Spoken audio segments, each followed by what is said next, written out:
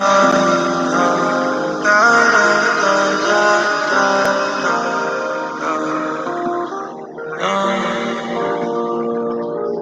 take these journeys, they tear my system down. Tried so hard to keep you out. I went crazy by myself, crying alone. Anxiety, it keeps me on the edge, close to jumping off this ledge. I sip perp to clear my head since you've been gone.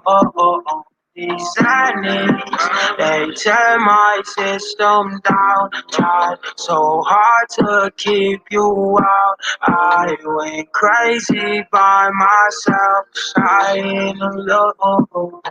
Spaced out, staring at the ceiling, talking to my demons, asking for a reason why I feel the way I'm feeling. If I'm the one who cheated on me, sex without no meaning. I love to keep a heart safe from my star beat. Now I try so hard to stay medicated so I don't have to face the wrong I've done.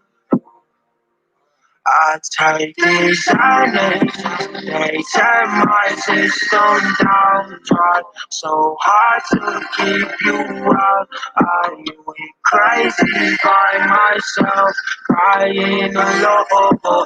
Anxiety, it keeps me on the edge, close to jumping off this ledge. I sit hard to clear my head since you've been gone. These silence, they tear my system down. Tried so hard to keep you out. I went crazy by myself, crying alone. Anxiety, it keeps me on the edge, to jumping off this ledge. I sit hard to clear my head since you've been gone.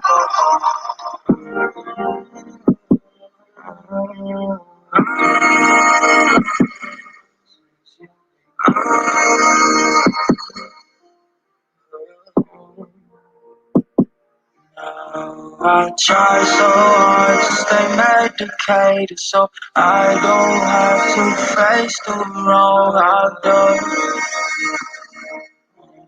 to you. I take these ideas, they make me mad, such a system.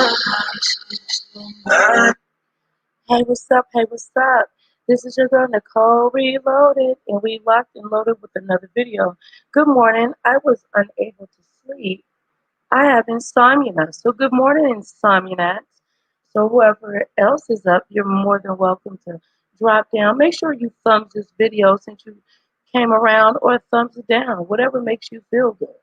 You come up in here with that fugazi stuff, as my sister would say, Rockwell, I'ma block that ash. Okay?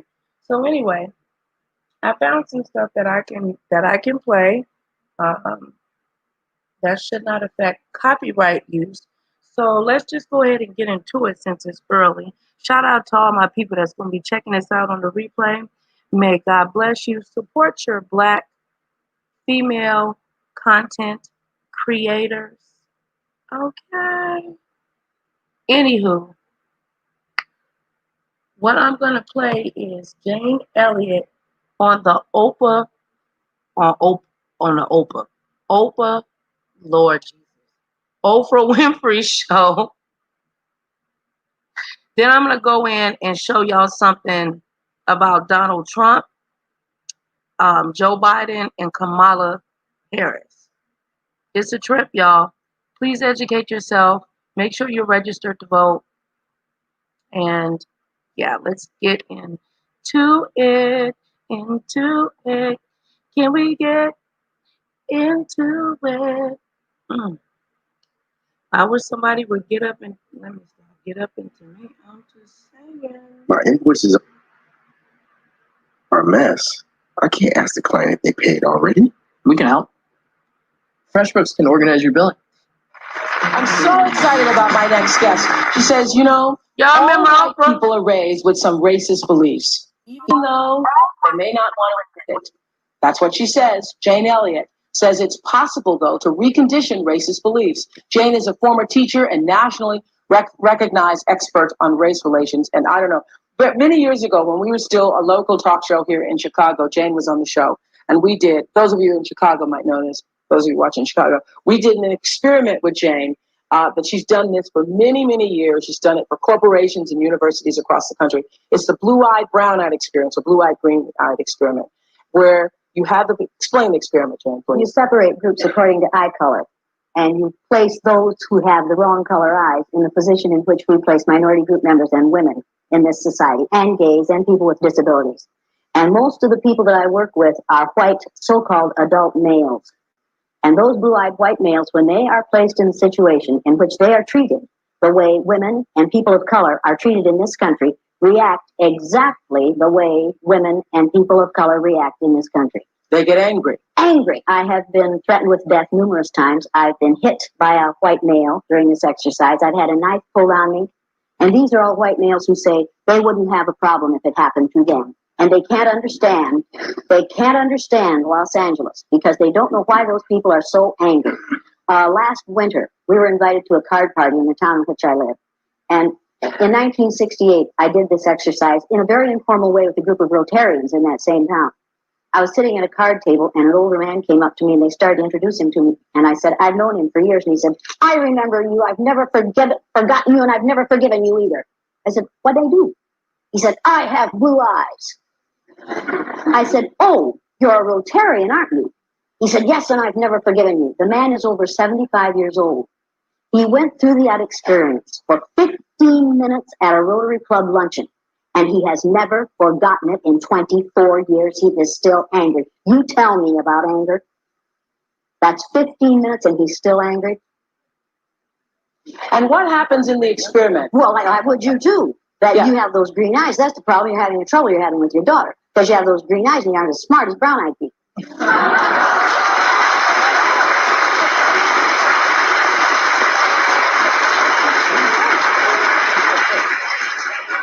Now, watch this boy's reaction. He goes, excuse me, do you think he's a little angry? That fact.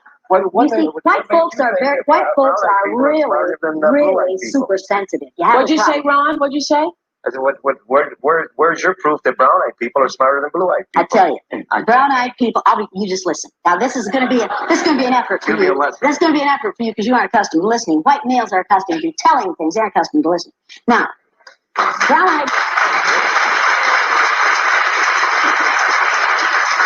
brown-eyed people are responsible for the fact that you have electricity. Many of the components for generating and transmitting electricity were invented by brown-eyed people. Brown-eyed people gave us our alphabet. Brown-eyed people gave us our numeration system. Brown-eyed people gave us the paper on which we write these anonymous letters to me that tell me that brown-eyed people are inferior. When you go home, you people do not pray for me, particularly you. Don't you pray for me.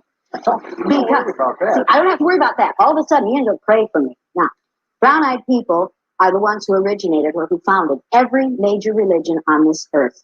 No white people have ever founded a major religion. Now, you need to realize the contributions that have been made to society, to civilization, by brown-eyed people, by people of color. I'm talking about people of color here, folks.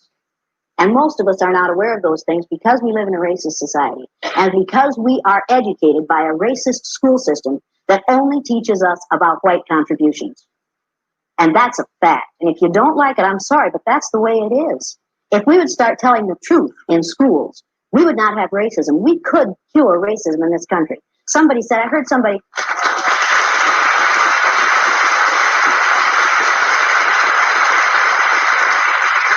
heard somebody in the green room say that racism is inbred. No, it is not. Racism is not part of the human condition.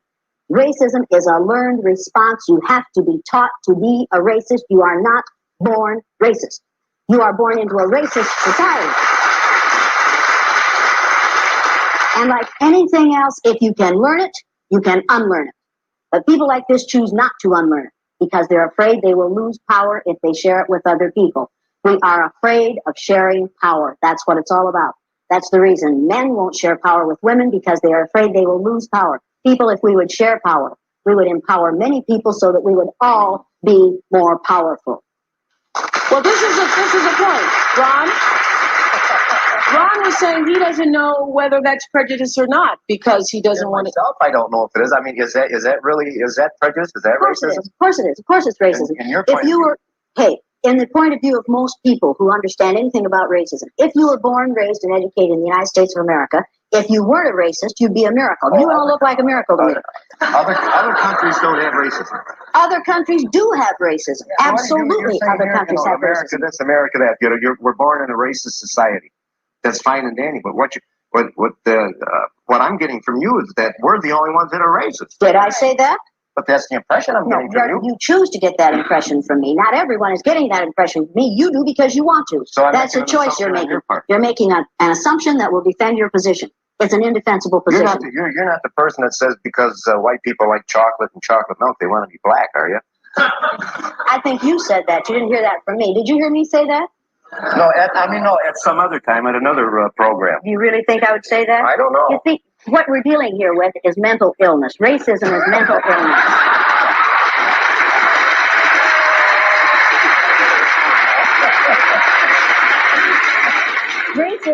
Racism was defined by the President's Joint Council on Mental Health in Children in 1959 as being the #1 mental health problem among children in the United States. And they didn't say among black children. They said among children. I agree. So if you judge other people by the color of their skin, by the amount of a chemical in their skin, you have a mental problem. You are not dealing well with reality. Now, let me say this. This is what I found every month when we do a show about this, that the majority of people who are not of color, white people, always say, but I don't think I'm prejudiced. Even just Gloria said it earlier, but I don't think I'm prejudiced. When we come back, I think what needs to be explained is, okay, everybody is prejudiced. Everybody is prejudiced. And I think the reason why people say, white people in particular say, I'm not prejudiced, is because they're afraid somehow then they're going to be judged because they are prejudiced. I think that if at least the country could just tell the truth about ourselves. If you could just say, yes, if you have to recognize that you are prejudiced before you can begin to change it. When we come back, we're going to tell you why you are prejudiced and how to stop teaching it to your children.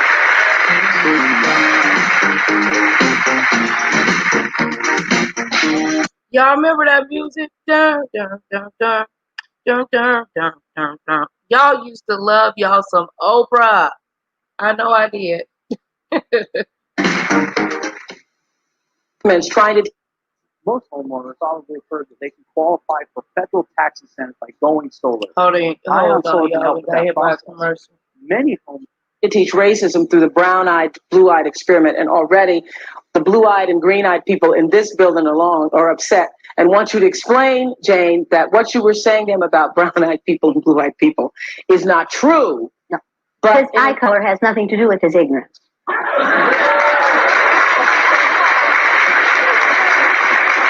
Right. Because already in our bill, in Harpo, people are saying she needs to say, because blue-eyed people, there's nothing wrong. It's an experiment. Yes. I think you need to explain something that I think maybe got not heard as well as it should have, Jane. Jane said just a few minutes ago that if you were raised white in America and you are not prejudiced, then you would be a miracle. It would be a miracle to not be prejudiced. And explain what you meant by that. It would mean that the school system had failed, because the school system in this country is about maintaining the status quo. And in this country, it is white supremacy. That is one of the things we teach in the schools. And we teach it in lots and lots of ways. How many of you have ever had a teacher say to you, when I see people, I don't see people as black or brown or red or yellow. I just see people as people. How many of you have ever heard that statement? How many of you have ever Gloria made just that said it earlier today. Gloria just said, I don't see color. I don't see color. Isn't that wonderful? How many of you have ever heard a teacher say this? I don't care if you're black or brown or green with purple stripes. I'm going to treat you all the same. Ever heard that one? Now, how many of you have ever seen earthlings that were green with purple stripes? You see, that's a very serious statement to make, because you are lumping all people of color with aliens. And it's what we do in this country. We consider those who are people of color not really citizens of this country. How many of you have heard this one? I think we should just ignore differences and talk about how we're all alike inside. Okay? Now, I want you to see something. You stand up here, please. Just stand right there. Put your black shoe right beside my black shoe. Now, do people see any differences between us? What's the first one you notice? Height. Is your height important to you? Yes. Well, yeah. Would you rather be your height or mine? No. Absolutely. Everybody would. You see any other differences here? Color. Sex. Sex. Is sex important to you? Well, let me put that around. Is the fact that you're male important to you? Yes. Yes. Are we alike on the inside? Yeah. Oh, we are? Can you get cancer of the cervix? No. Can I get prostate cancer? No. Does that make a difference in the way we're treated? Absolutely, it makes a big difference in the way we're treated. Sex is an important difference. Height is an important difference. You see any other difference here? Age. Would you rather be your age or mine? Mine.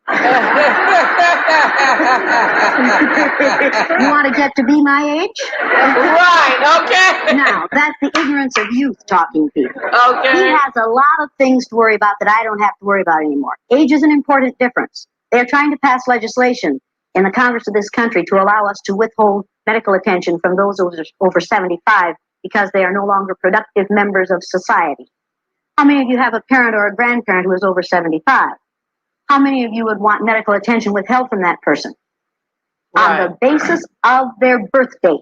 It's still like Now, that. people, you need to be aware that if they can do it to people of color today, they can do it to the aged tomorrow. And all of you will have to worry about that someday if you're very fortunate. See any other differences here? Glasses. You talked about height and age and gender. You see another difference here that's important? Color. Yeah, see, nobody wants to say the C word. It used to be the C word was condom. You couldn't say that one. Now you have to say it because it will keep you alive. But now no one wants to say the C word as color because we have a president who says, I think what we need is a colorblind society. Now, folks, when you hear somebody say that, you know you're listening to a racist. Because what he is saying is there's something wrong with this person's color. Mm-hmm. So we just will pretend he isn't this color. Has anyone ever said to you, when I see you, I don't see you as black? Yeah. Yeah. How many of you people of color have had that experience? Well, you know what happened? Can I share this with you? You all, Jane and you all? I have a neighbor of mine who was a farmer, and I have some sheep, and I have a lot of black sheep. And sometimes when you have the black sheep turn white. I don't know how the hell they do that, but anyway, so my neighbor who's a farmer said to me not too long ago, he says, you know, I don't understand. All your black sheep stayed black. And I said, yeah, I guess because they knew they were in a black family. And he said, and my farmer neighbor, who happens to be a white man, said to me, oh, you're not black. You're just a neighbor. I go, I most certainly am black. But that was his way of saying, you're not like what I think other black people are. So I understood that's what he was saying, but that's is your what you're color saying. important to you? Yes. Absolutely. White folks, listen to that. Color is important to people of color. But it's also important to white people. It has been negatively important in this country for 500 years. When you start seeing it as a positive, then white people will begin to say, well, now let's not deal with it that way, because then that will mean there's something wrong with us because we are colorless.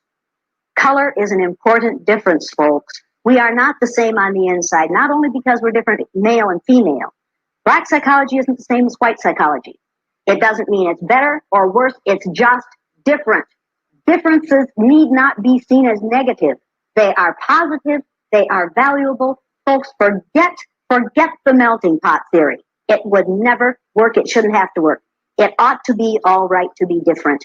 It ought to be all right for us to be male, female, tall, short, fat, thin, old, young, black, white, brown, yellow, whatever. The differences are important. Think of this country as a salad bowl.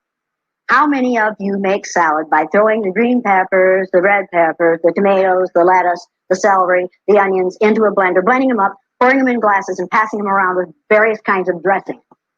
You want all the components in that salad to maintain their flavor, their shape, their size, their texture, their color, because it makes for a more interesting whole. This audience is a very interesting group because of the differences. It really bothers me when I talk to all white groups because, folks, there's no such thing as an all white group. You all have the same great grandparent back there 280,000 years ago, and she was a black female. Why the Mac Society? I was taught how to be a racist at birth. I know how to be a racist. I hate it. I hate the fact that when I read an article in the paper about a crime, I immediately think, God, please don't let it have been a black person who did it. Because immediately I will get a call from somebody saying, well, one of your people did it again. I'm a racist. I was infected with racism at birth. I want to get over it. It is going to take me the rest of my life to get over it, but I can do it. But I have to choose to do it. I choose to do it. Now, colored Band-Aid. Now, on which, put your hand out here, please. On which of our hands would that flesh-colored Band-Aid be insignificant? It would be more noticeable on his. Why? Because it's not flesh-colored. Because this, according to the manufacturers of flesh-colored Band-Aids, is not the proper color for flesh. And when you say to a person of color, when I see you, I don't see you as black, what you're saying is, there's something, you have this deformity. And I'm going to pretend that you don't have that deformity. And then we will be able to relate to one another if we pretend that you aren't black. If I have to pretend he isn't black, what does he have to do? Pretend he isn't black. So then we have to agree to be insane together for a while. See, why are you so unloved? We have had love in this country for 500 years. We have yet to get justice. Or understanding. Or understanding. I am sold on justice. I think we could have a just society, and then people would end up loving one another because we treat one another fairly. But if you love me, but don't treat me fairly, I'm not going to end up loving you. Okay, now, that was a video of Miss Jane Elliott on the Oprah Winfrey Show. Okay. So I understood that's what he was saying, but that's what you're saying. This was back in 1992, the blue eyes and brown eyes exercise. Very, very interesting. So the next clip that I'm going to play, just bear with me. Good morning, Granny. It's a pleasure to see you. Good morning, my beautiful queen. I'm going to share what is called You and Your Racist Brain. Okay, so just give me a chance to share and switch the screens very quickly here.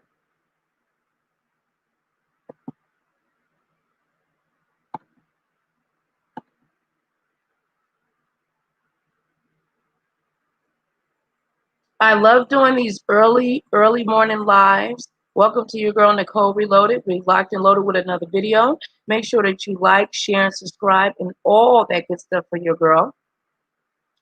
I like that it's early, and I feel like, you know, we're over here like by ourselves, like in a secret society or something, so we don't have to worry about being harassed. May God bless you, and let's get educated this morning since your girl can't sleep, okay? And $ Nicole Reload on the Cash App if you feel the desire to help donate to the platform. That is about exterminated. Okay. All right, let's get this going. Sorry if the timing is somewhat off. All right, got that. All right, need to press play. Okay, we need to press play. Press play.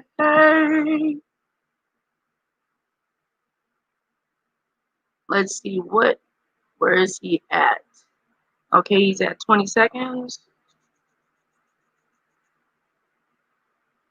Okay, we'll just start it over together.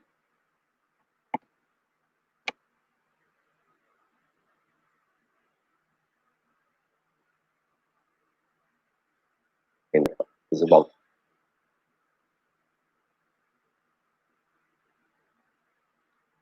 Oh, 17. racial prejudice is what our are kind of what we talked about. We're talking about implicit bias. So when we look at somebody, our brain has a reaction to that person, and if they are different from us in ways that involve race, that would be called racial prejudice. We have this reaction to them that's not rational, it's not based on experience. So we treat them differently than we would treat other people. But racism, really, if we define it, is a system in which one group has advantages over another strictly based on race. So if you live in a society where there's a in-group or a dominant group, and they have advantages that other people don't have, you're in a racist system, basically. We perceive people who are not like us as the out-group, and people in the out-group perceive themselves as being excluded from being in the in-group. And there's nothing worse for our brains, nothing will get your brain upset more than when you feel you're being left out of something. We all want some sort of acknowledgement in our lives. In addition, we perceive these people who are not like us as the out-group, and we fear people who we do not identify as being a member of the in-group. And fear is a huge driver and a learned response towards prejudicial behavior. When we were still living in small community groups in caves and so forth, that we wanted to protect our own. Right? So when we saw other groups coming to us that were unfamiliar, we probably reacted to them to try to protect ourselves against them. But of course, in modern society, that doesn't make sense anymore. And so it's a very primitive part of the brain that's having this reaction. And I'm sure in the animal world, we have something called altruism, where you're going to protect people in your own family or your own group over other groups, to kind of protect your DNA, if you will. But that doesn't make sense in a human society where we have, multinational, multicultural interactions. People were shown unfamiliar faces of other white people or unfamiliar pictures of people of color. The first thing our brain has to figure out is, what am I looking at? And there are areas of our brain that light up specifically in response to faces.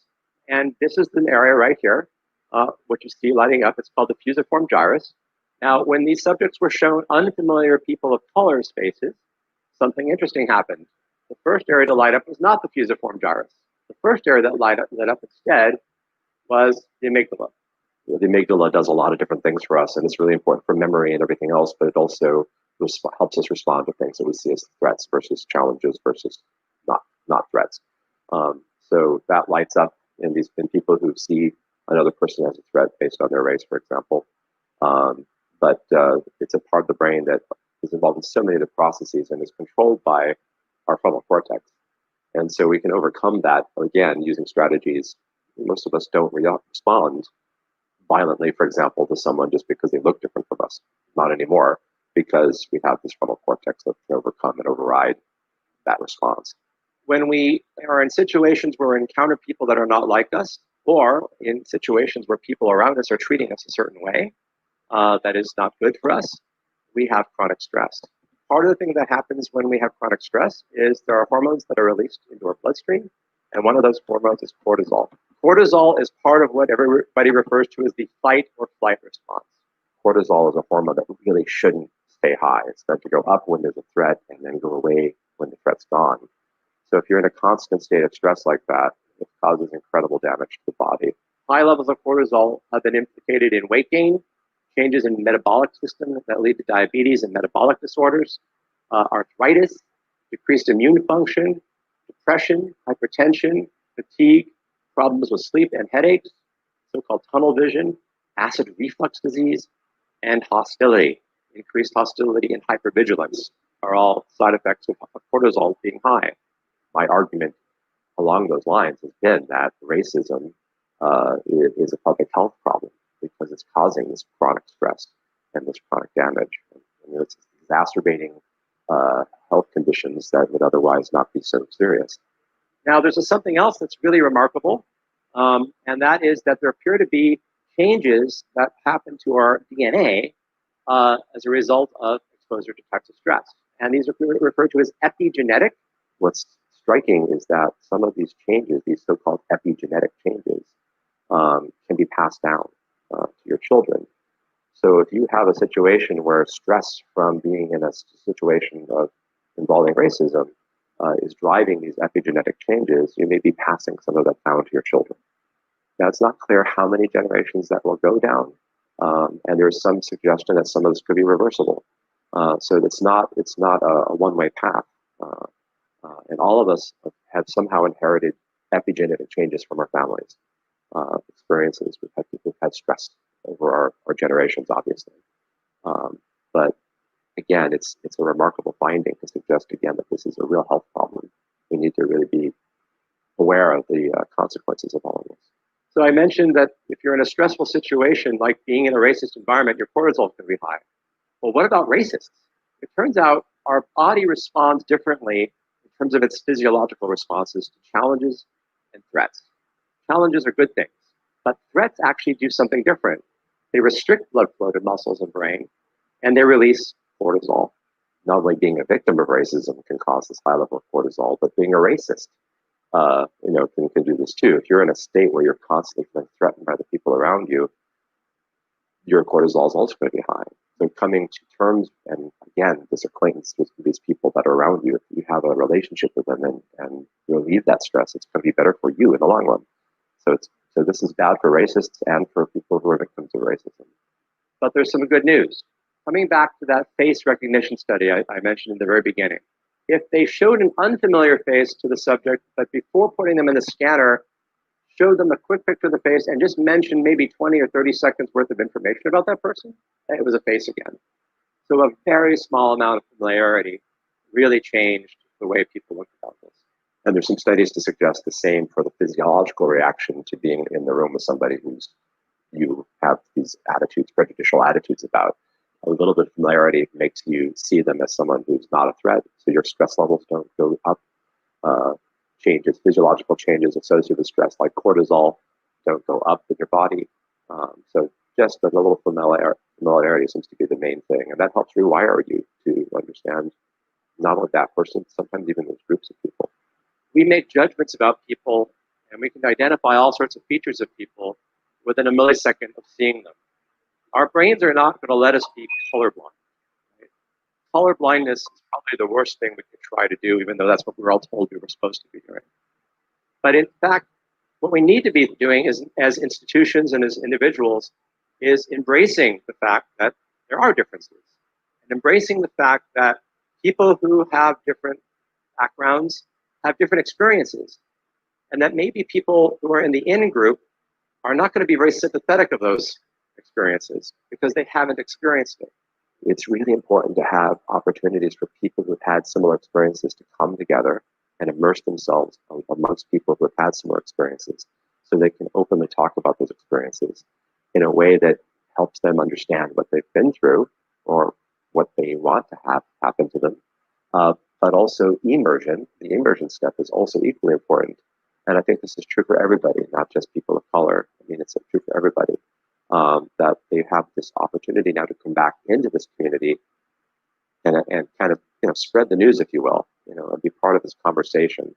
And that's the thing. I think we need to keep on talking. There's familiarity that's very important, but I think also just having these constant conversations, sometimes uncomfortable ones, that allow people to understand everybody's perspective. Because I think too often we get ourselves. Everybody does this, not just white people in this country or my country. But everybody does this. We have our own experience and view of the world.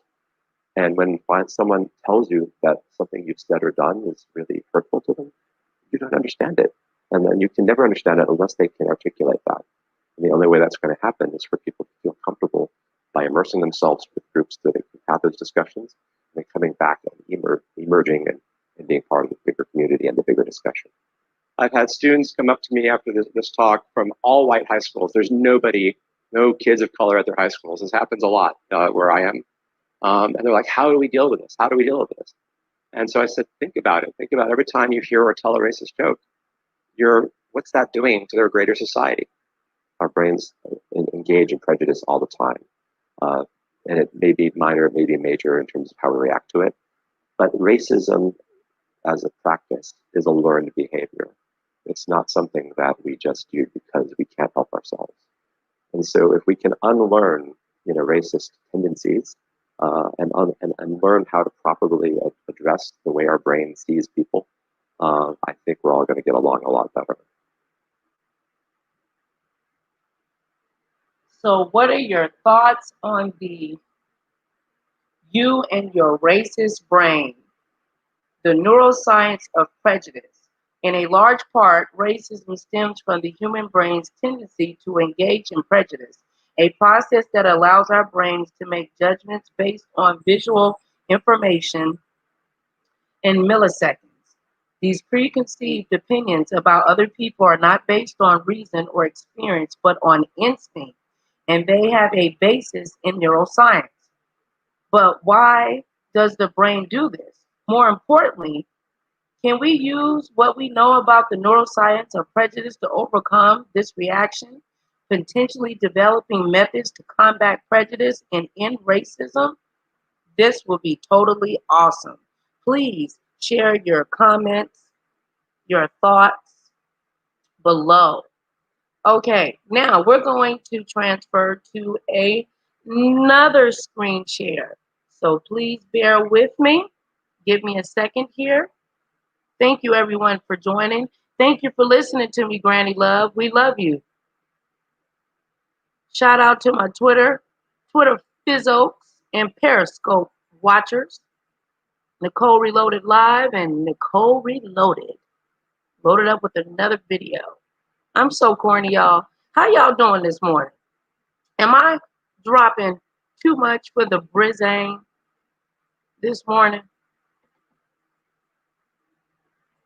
You know, if we did this in the afternoon now, it would have been a hot mess. People would have been coming in saying, you know, ninja, ninja, ninja, ninja, ninja, and saying all kinds of real nasty stuff to us. So it's kind of good to have an intimate chat without all of that unnecessary malarkey as we learn. And hopefully, by the grace of God, the live will get shared out and the people will get the opportunity to watch it on the replay. And we can have an awesome discussion down in the comment section. Okay, now I am over here on, let me see. Okay, this is Donald Trump's,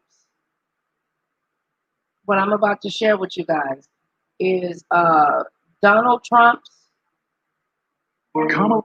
let me see. Okay, this is Donald Trump's YouTube, okay?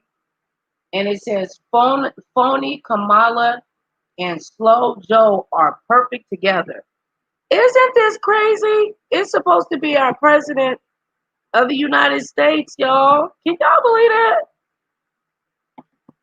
I mean,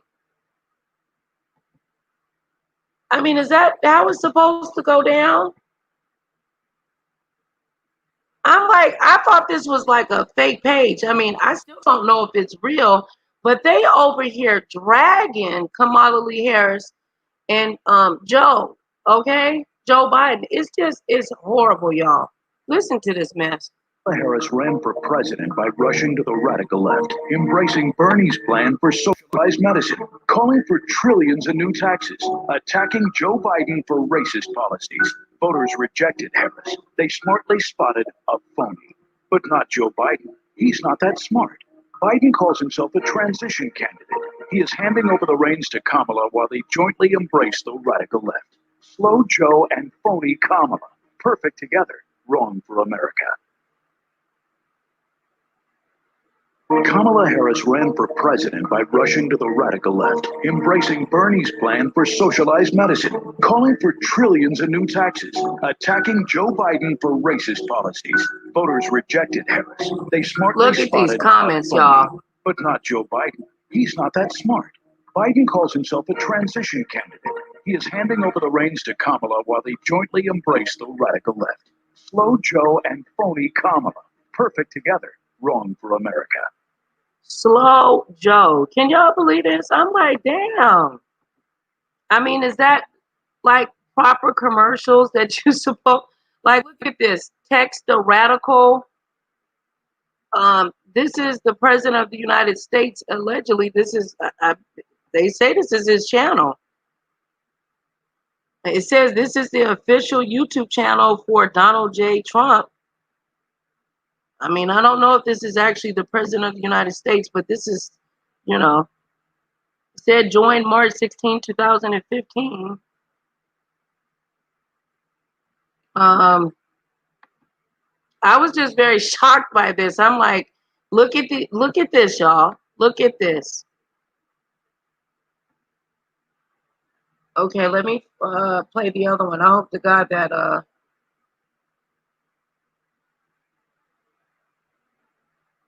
this is just crazy. I'm sorry, y'all. I'm trying to. Oh God, it's just too much. Okay. Oh, and they call this MAGA, MAGA. Okay, listen to this. Okay, let me see. This is called What Happened to Joe. He became president. I didn't go, and I'm still vice president. And in addition to that, we have to make sure that we are in a position that we are. Think about it. Everybody has known from day one how smart, how bright Hillary is. Everybody knows how tough she is. You know, the rapidly rising I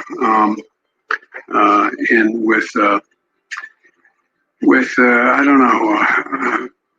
So be successful. I sincerely hope some of you become millionaires and billionaires. I mean that. But engage.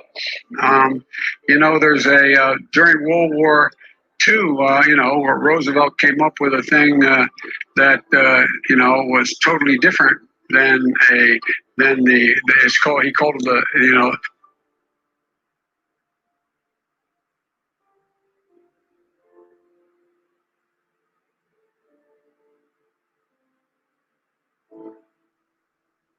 Commander-in-Chief.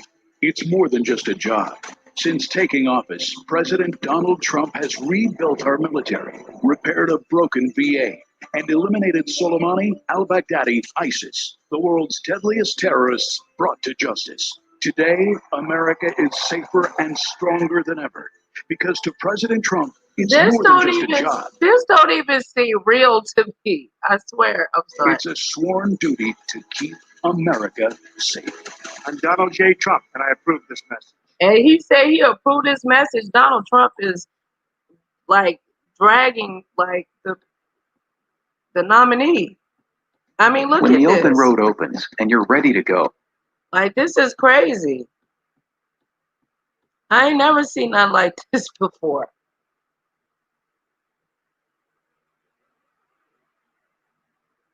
Okay. Then you got this one here.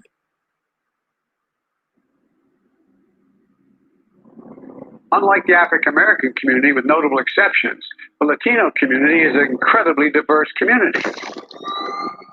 You have a problem figuring out whether you're for me or Trump, and you ain't black. Poor kids are just as bright and just as talented as white kids. My Democratic colleagues don't like me saying this. I think the two-party system is good for the South and good for the Negro, good for the black. And other than the fact that they still call me boy, I think they've changed their mind. They're gonna put you all back in chains. That's the first sort of mainstream African American who is articulate and bright and clean, nice-looking guy. I mean, that's a story for him. It's hurtful to hear you talk about the reputation of two United States senators who built their reputation and career on the segregation of race in this country. I think guys like Apologize for what? For what?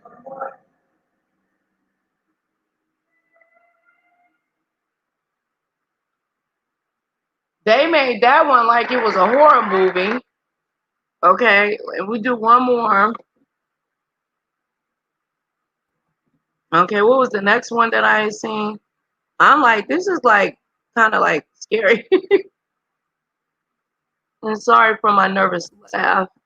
Okay, you're listening to your girl Nicole Reloaded. We're locked and loaded up with another video.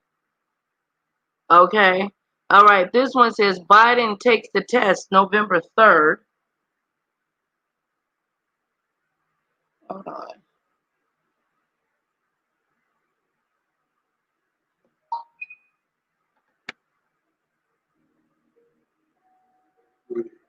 My memory is not as good as. Am I doing this again? Please clarify specifically, have you taken a cognitive No, test? I haven't taken the test. Why the hell would I take a test? Come on, man. That's like saying you, before you got in this program, you take a test where you're taking cocaine or not. What do you think, huh? Are you a junkie? What do you say to President Trump, who brags about his test and makes your state an issue for voters? The American public judge my physical and mental my physical as well as my mental fitness. Why?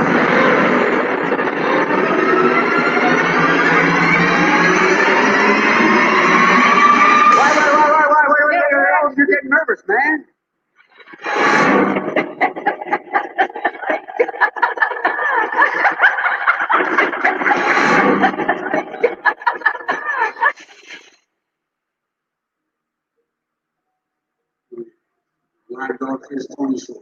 My memory is not as good as. Am I doing this again?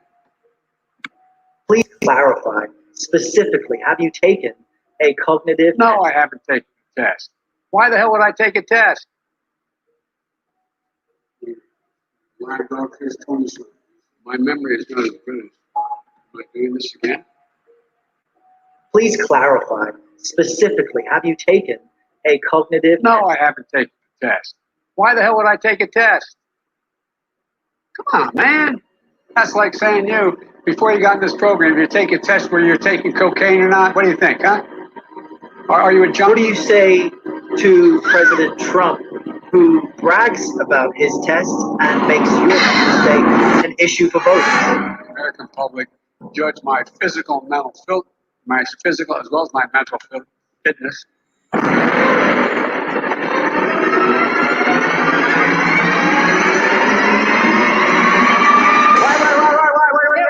You're getting nervous, man.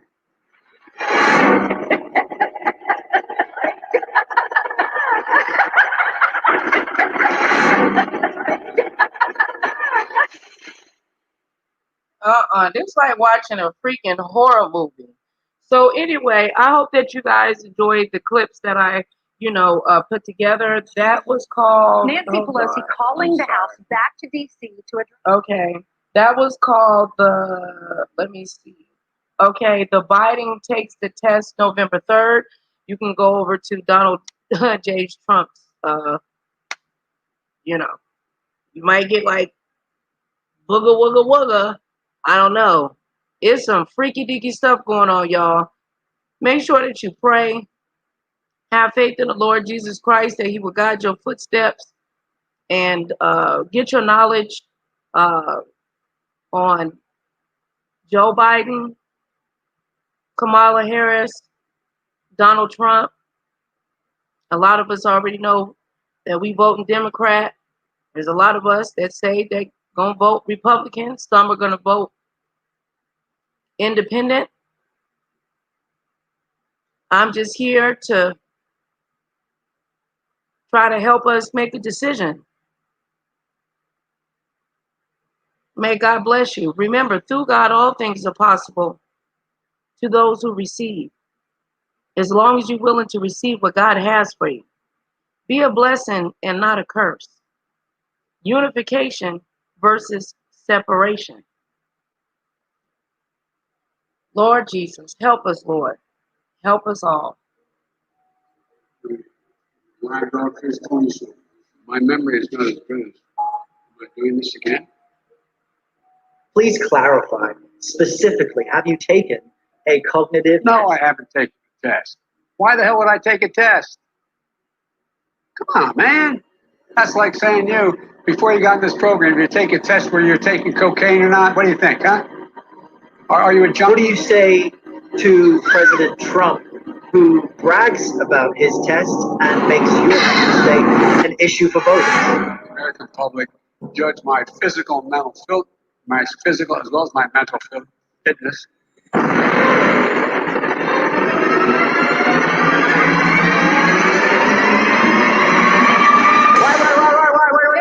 You're getting nervous, man.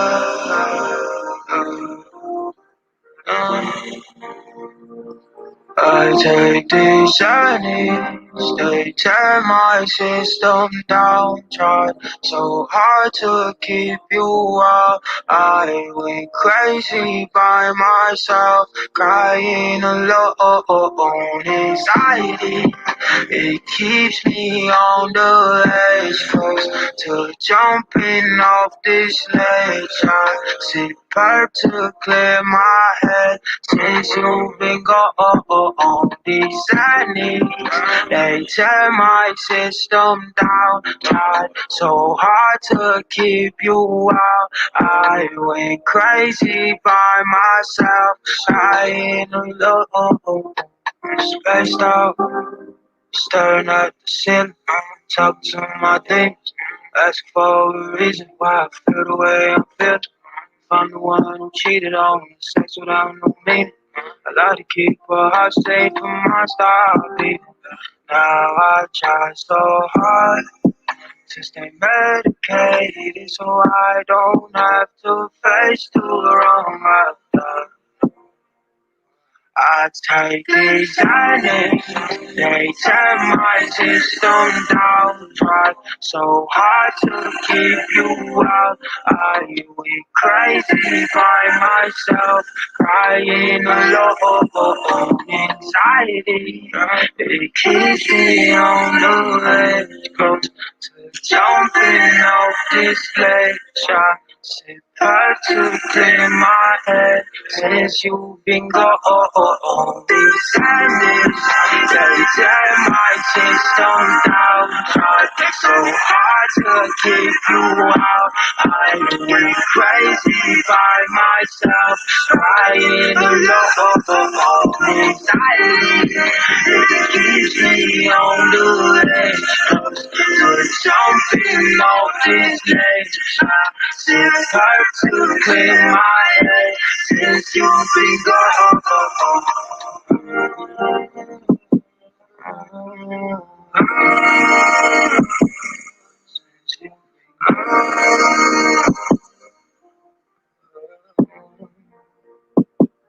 Now I try so hard to stay medicated so I don't have to face the wrong I've done